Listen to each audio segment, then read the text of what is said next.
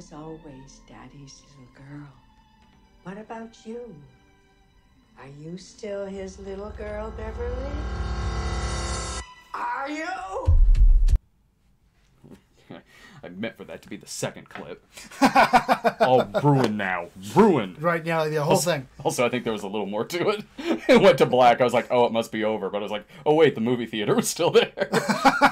Now you'll never know what happens in that scene. Exactly. I actually got to see what happened when, what happens when we have, you got your phone pulled up right there. So I got... Yeah, I got to see whenever it gets the alert that we're going live. Yeah, because we're running a little bit late. The other laptop that we use to look at the chat and do the super chat and everything like that, decided it needed to go ahead and do some updates. So we're like, okay, well that's still kind of doing its thing. So we got the phone pulled up right now. I mean, it's still running Windows XP, so it's a little old. Oh, no. That's more current than I thought it was. I'm Brad Jones here with Ryan Mitchell, and I'm so glad we're actually doing this tonight. Originally, we were going to do this last night, or Irving and I were going to review it. He's read the book, and I've read the book too. So and we reviewed Chapter 1 as well, but something came up for him the last moment. So we pushed it tonight, which was great because that means we also get to review The Fanatic. Yeah. Which we haven't talked about in great detail yet, other than you watched it and I watched it. We're waiting. Yeah. We'll we'll save it. Let's get through it Chapter 2, so you and I can get to The Fanatic. And when I had to postpone last night, the wait screen over on our live section was still there, so I just pushed back the time to tonight, so it was like, live stream will start in 28 hours. Oh no! Dude in the chat's like, whoa, I'm here early.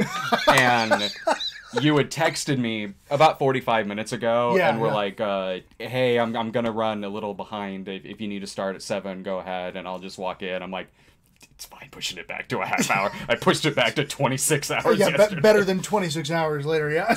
Yeah. Mm-hmm. So yeah, we got two movies coming up for you tonight. We've got It Chapter 2. I think for people who do what we do for a living, we're the last people to actually review this movie. Right, yeah. We got It Chapter 2 coming up, and also the stalker thriller The Fanatic with John Travolta, Devon Sawa, co-written and directed by Fred Durst. We'll have that coming up for you later on.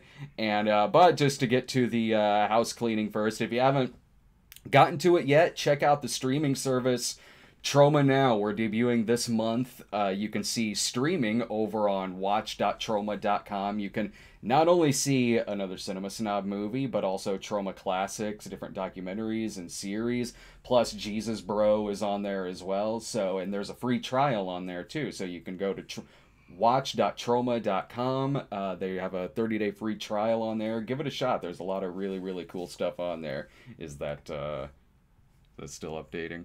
Oh yeah, it's still updating. It's gonna be. It's still at 0%. It's still at 0%. It's been at 0%. This is gonna be like an all-night update. It's the second time this happened to me today. We're just watching the phone. We're fine. We're seeing your chat log here. It might, a little bit smaller screen, but we can still get my PC earlier too. I was really late in pulling the clips for It and the Fanatic. I decided to go to the mall in the meantime and buy a new hat because that other one really wasn't cutting it the other day. Got some good jokes out of it. That was it. Apparently, it was my money's worth. I stuck with the Mario theme though. It's good. It's good to stick with Mario. Yeah, I got to stick to a theme. Let's go ahead and also subscribe to our channel. Subscribe to our channel at youtube.com/Stone Gremlin Productions, and while you're there, go ahead and click the notification bell as well, so you can get updates on when we go live, when new videos come up. And follow us on Twitter at The Cinema Snob. Follow us on Instagram, also at The Cinema Snob. And let me see, I was so late in getting okay, well, there's the poster. I know I got that in. Okay, good. Let me scroll there. I'm going to scroll all the way down because I still have like the 8,000 movies on here that Gino and I reviewed like a week ago. Like, no, I'm not reviewing Where'd You Go, Bernadette again. Let's watch a clip right now from let's watch a clip right now from It Chapter 2, and we'll be right back with the review. Hey, What are you doing here? I'm gonna get you out of here.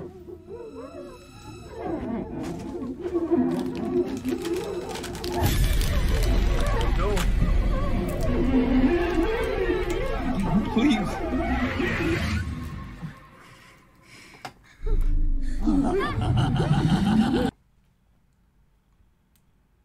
Okay, good. That clip finished. All right.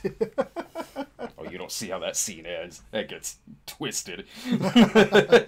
Same with that old woman earlier in Bev's old apartment, man. Where that scene goes after they show that in the teaser trailer for it. Mm-hmm. Man, I would crap my pants with that shit where it goes with that old witch chasing her out of the damn house.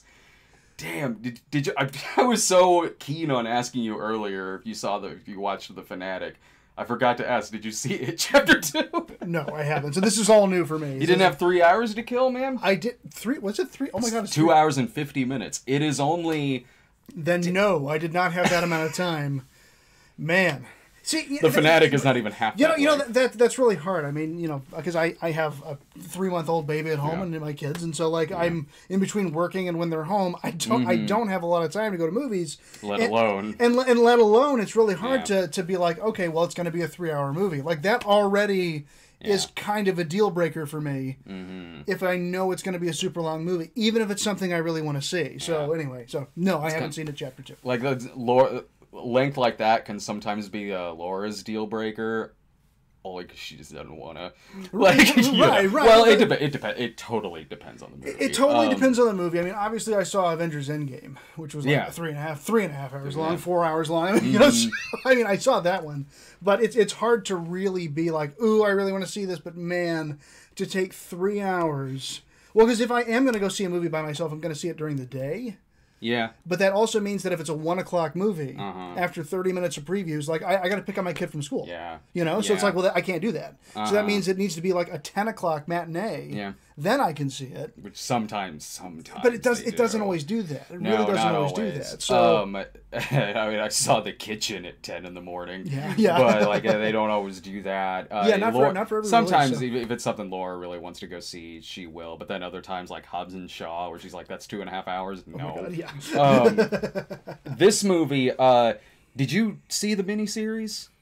Yes, yeah. The Tim Curry one. Mm-hmm. Have you read the book? No, I have not read the books. No. I'll get into all of that later. Also, if you want to see, this did really, really well for us. If you want to see the Cinema Snob episode, it's a supersized episode too. It's about a 43-minute episode. A couple weeks ago, I did both parts of the Stephen King's It miniseries. That was a lot of fun to do. It was fun going back to that. Because I would watch that a lot when I was a kid. Just especially around when it came out. Me and my friends would. So I had seen it so much as a kid, the 1991, that I remembered enough about it, of course. Like, almost like it was yesterday. But it was fun still. Watching it again a bunch of years later. There was a lot of stuff that did really hold up about it.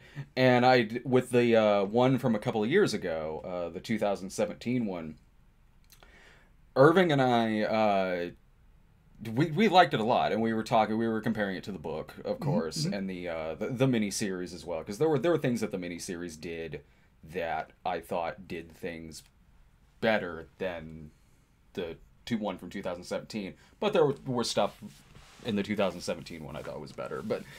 And I'll get into that a little bit, because one thing with It Chapter 2, I've seen reviews of it, because there's a lot of reviews of it so far, and a lot of my friends have reviewed it too, and I've seen it kind of go both ways between enjoying it and kind of not really. Yeah. And I see both sides on it. I honestly do. There are criticisms about this movie that, while maybe I didn't so much have a problem with, I can see why people would. I mean, the length totally. But one thing I will say, one thing that I did like better in this one compared to the one from 2017 was I liked Pennywise a lot better in this one. Yeah. I did. If there was a criticism that I honestly had about the one from 2017 was as good as the kids were, as well paced as it was, as funny as a lot of it was.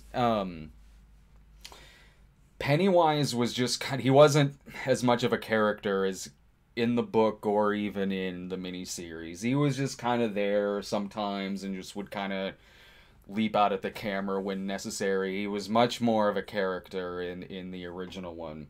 And with this one, he's in this one a lot more. He's given a lot more things to say. He's given a lot more things to do. There's sequences in this that he has that I thought were a lot scarier than a lot of the things he did in the 2017 one.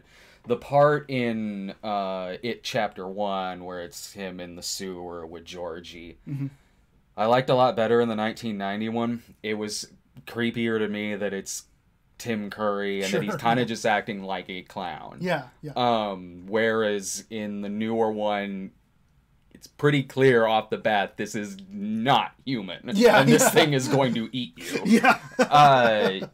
There's a scene in this one where he gets a girl underneath the bleachers at this game. And to me, it was a lot more effective than the sewer scene in the other one. He's saying things and doing things. And even some things you find out about this girl that he's talking to, where it's like, I can wrap my head around this. Yeah, and it's a little spookier to me. He's saying and doing things that I'm like, yeah, I'm buying how he's luring this kid down here. That was pretty scary. There are some scary shit in this movie. Like, I'll go ahead and say it. I thought, in terms of being scary, I thought this one was scarier than the one from a couple years ago. There are some creepy-ass imagery in this movie. It is 2 hours and 50 minutes of Bill Skarsgård as Pennywise just screwing with these adults. Yeah.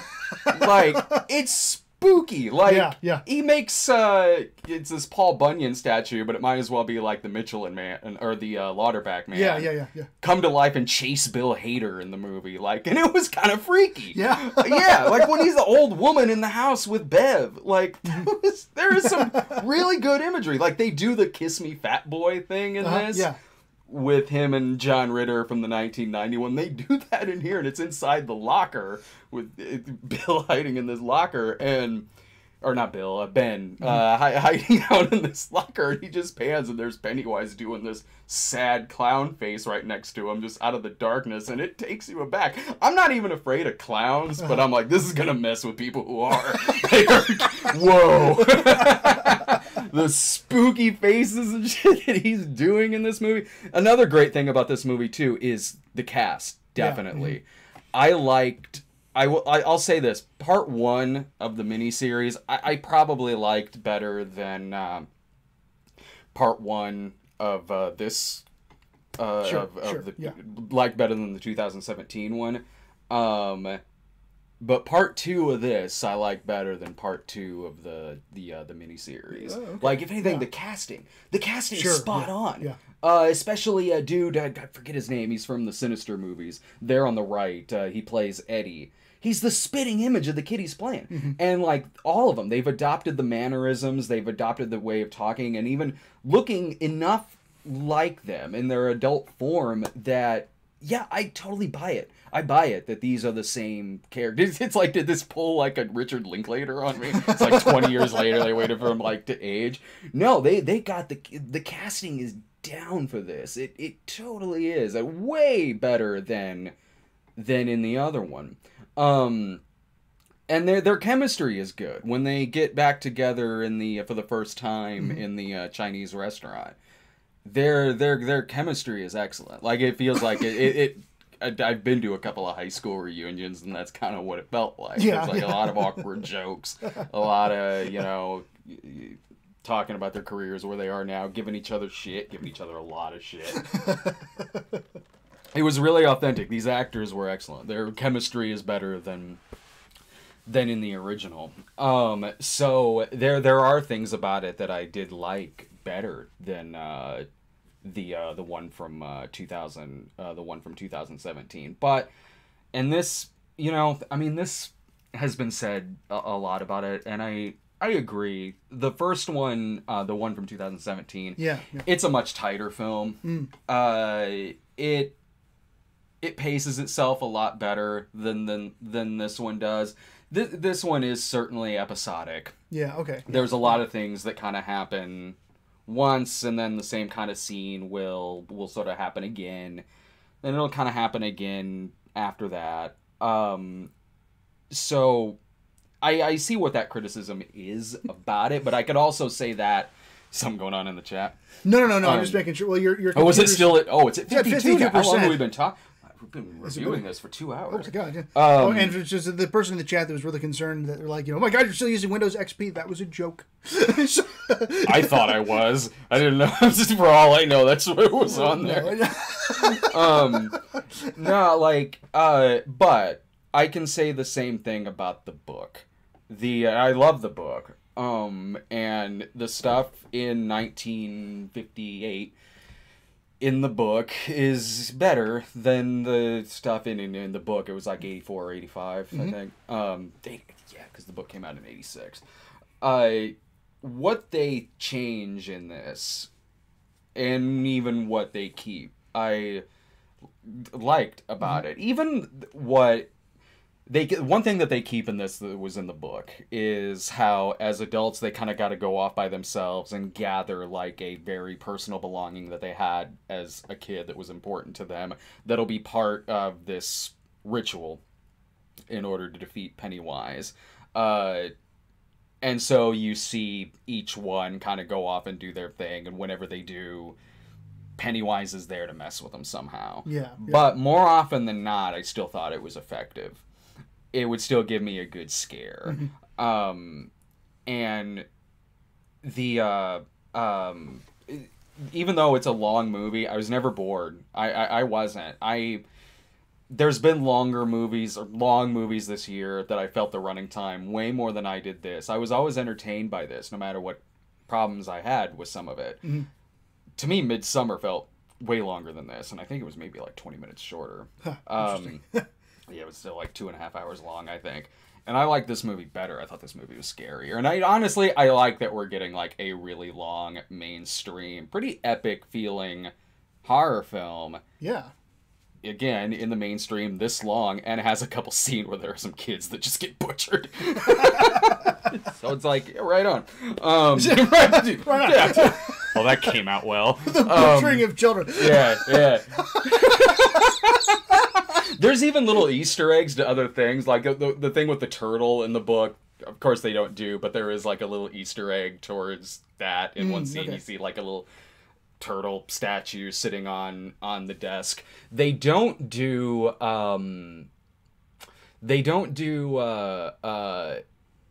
subplot with Bill's wife Audra, where in the book she goes off looking for Bill, and then the abusive husband of Bev, Tom, like abducts her. It's been a while since I've read the book, but he like abducts her, and then Pennywise gets her. They don't do. Audra is in just like one scene near the beginning of the movie, and then that's it. I was honestly fine with that. I was on it. They had elements of that quite a bit of that subplot, except for a lot of the Tom stuff in the 1991.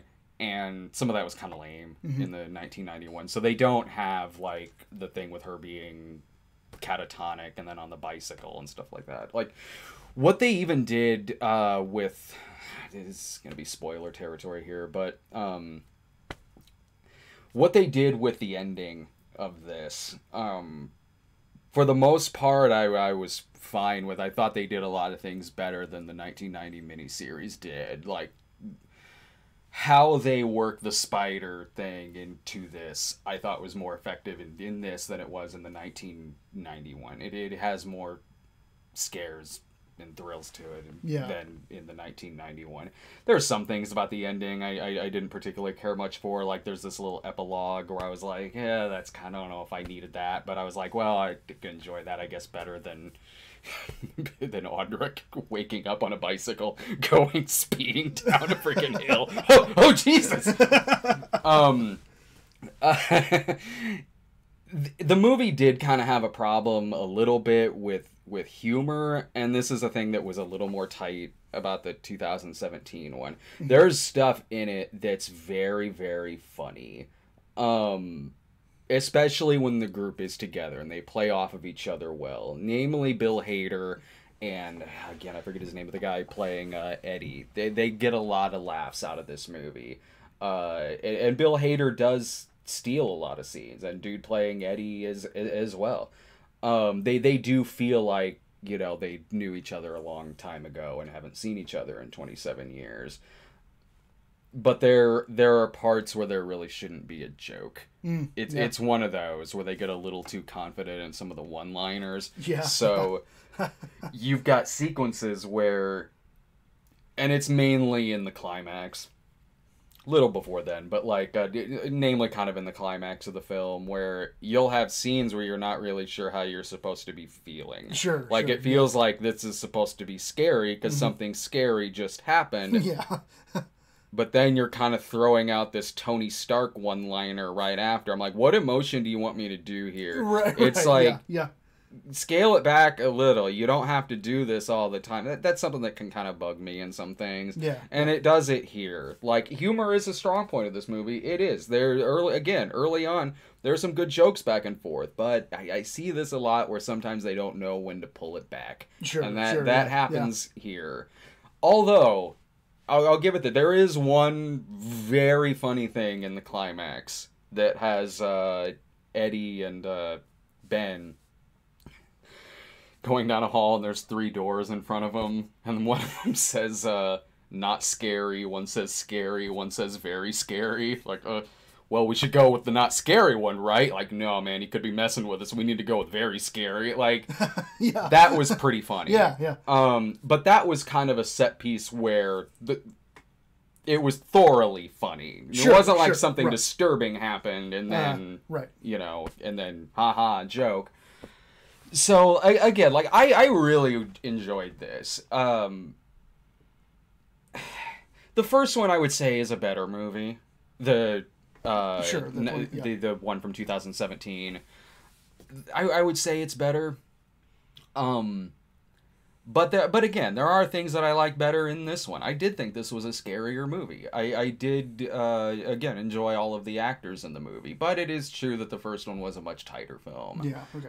But that I kind of walked into it expecting. Because I'm like, if they're doing like a relatively faithful adaptation to the book, which for the most part it is, then I kind of expected that going into this, that the first one would sort of be a little tighter. Like, there are some things where I was sort of like, why did you even do that in the first one? Like, they really shortchange Mike in the 2017 one, and they give, like, his sort of dairy town historian plot to Ben.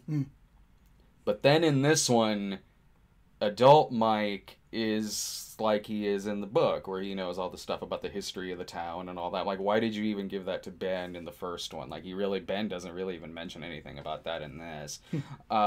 So that I was kind of like, I mean, don't get me wrong. I am glad they did that. That's more of a fault of the first one than it is this. Because Mike is given a lot to do in this. He's honestly given more to do in this than he did in the book. And he gets, if I'm remembering this right, they do bring in the stuff with the ritual, like the Native American ritual and everything, and then that was in the book, but I think that kind of came from Bill in the book, but they give it to Mike. I didn't have a problem with that here. In fact, I didn't really even think about it all that much. Honestly, I don't even know. You probably could have toned down on that backstory a little bit in this. They add in the book, the stuff with the adults opens up with a hate crime, where Pennywise is that so? Because we had a super chat question about the gay bashing scene. Is that okay. Well, then I guess I'll get to it with the super chat question. Because I'll talk about that. And that's from the book. And And they put that in this. But I can go ahead and wrap this up. I enjoyed this. I did. I had a good time with it. Yeah, it was flawed. But still, like, it's got moments that are funny. It's got moments that are very scary. I liked Pennywise way better in this than in the 2017 one. So yeah, I recommend it, especially if you're with a packed audience. Yeah, dude. Which I guarantee you probably will if you're seeing it this weekend, because this movie's gonna do really well. You'll have a good time if you go see this like late at night, and there's a lot of young people there.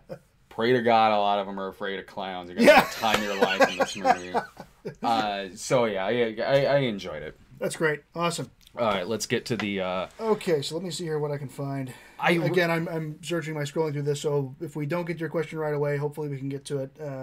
So I remember, because I was looking at the chat before we went live, and there were a couple of them that were on before we went live. These damn updates, Jesus. Right. Let me... One of them was about the Fanatic. And I'll. Oh, here we. Wait, no, that's the same one I was just looking at. Okay, so anyway, okay. I mean, here it's up on my screen. So there's others that came before this, but this is the first one we found on the scroll here. Okay. So, I'm curious about. This is from Mickey Dude 626. Thanks for the super chat, by the way. He goes, "I'm curious about your thoughts on the gay bashing scene in the beginning." That's from the book, where it opens with this hate crime towards this gay couple at a carnival, and I didn't really have a problem with that. It was a little longer in the book, because the book, any problem that I kind of have with it is sort of like, in the book, it goes more into what happened to the attackers after that, and unless I missed it, they really don't in this. And you honestly probably could have put the scene with the bleachers and the little girl at the beginning. Yeah. But it was effective in that it's showing that he's going after adults. Because it's 2 adults that it's happening to. The one who gets killed by Pennywise. But, I mean, it presents it as what it is. It presents it as a hate crime. It's not not gay bashing in that, like, oh, there's a bunch of gay jokes or, like, something like that at the beginning, like that, like it's promoting anti-gay stuff. Like, no, not at all. It's presenting it as what it is. It's a hate crime. It's a and it does show how much hatred it kind of sees into this town. Yeah. So I didn't have a problem with that, really. Like, again, it's from the book, but I mean, there's things in the book where it's like, don't put that in the movie. This wasn't one of those where I would, I wouldn't have thought, because it's not in the 1991, so if it wasn't in this one, it's not like I really would have thought, it's not like I would have been like, why didn't they put that in there? But, you know, it is, and I see why. I understand the point of the scene and everything like that. I don't think it should have been cut. Right. But if you were, like, logically, you could have probably just put the bleacher scene at the beginning of it, and the point probably still would have come across. There's another one that just came through. Fearless Astrid Hofferson. Thoughts on Richie being gay for Eddie? Aren't we all a little gay for Eddie? I don't remember if that was in the book, where it's kind of hinted that Richie might be gay and have feelings for Eddie. Mm-hmm. I honestly do not remember if that was in the book. It's been a long time since I've read the book. But regardless if it was or wasn't, I didn't have a problem with it, because there's a scene with him and Pennywise where he's kind of using that, where Pennywise is using that to really mess with his, like, mental state due to the whole thing. So, and that I thought was good. It even has a flashback of him as a kid in this arcade, and he's using the secret that he's carrying with him, as a means to scare him and really screw with him. So I thought that was a scary scene. Hopefully this comes up soon. So I will say this to some folks. I because I'm following it on my phone, because the computer's updating. If you sent us a super chat before, like if we missed yours, let me know here in the chat here, and then maybe re-ask the question. I'm going to be trying to follow here so we can get your question asked. I remember a couple. I remember one asked about Pennywise versus Lloyd. Like, the third one could be Pennywise versus Lloyd. Okay. Pennywise would probably scare Lloyd. Gotcha. So, okay, here's one that did come through. It says, Sci-Fi Sam, thank you for the donation, said, do you think the hype influenced the review hate? No, because there's a lot of things that are hyped that still get really good reviews. Yeah. So, I don't know. Like, because I'm not really seeing a lot of hatred about it. Like, even a lot of reviews that I saw that maybe didn't like it as much as I did, it's not like they hated it. Right. Like, they still found good things about it. So hype, I don't know. Like, maybe if you're expecting it to be exactly like the first one, yeah, sure, or maybe. Or if you expected it to like it as much or more, and then when it wasn't, is even just minorly not as good as the other one, and that kind of is the only thing you sort of fixate on, then all right. Like, but I mean, I get that. But no, because like I said, there's a lot of things that are crazy hyped that still get Endgame. Yeah. Like, so no, a lot of the more so kind of negative things I've seen about it, I get it. The criticisms they have of the movie, yeah, I totally understand what they're saying, even though I might have liked certain things better than they did. Subscribe to our channel at youtube.com/stonedgremlin productions. Follow us on Twitter at The Cinema Snob. Follow us on Instagram at The Cinema Snob. Facebook.com/The Cinema Snob. We're at a lot of different places, so give us a follow there. Thank you so much, everyone, for watching and for the super chat. And, oh yeah, don't forget us on Patreon. There's like 3 episodes of The Snob up over on there. There'll be a 4th one soon. Patreon.com/The Cinema Snob. So check us out there as well. Thanks a bunch, everyone.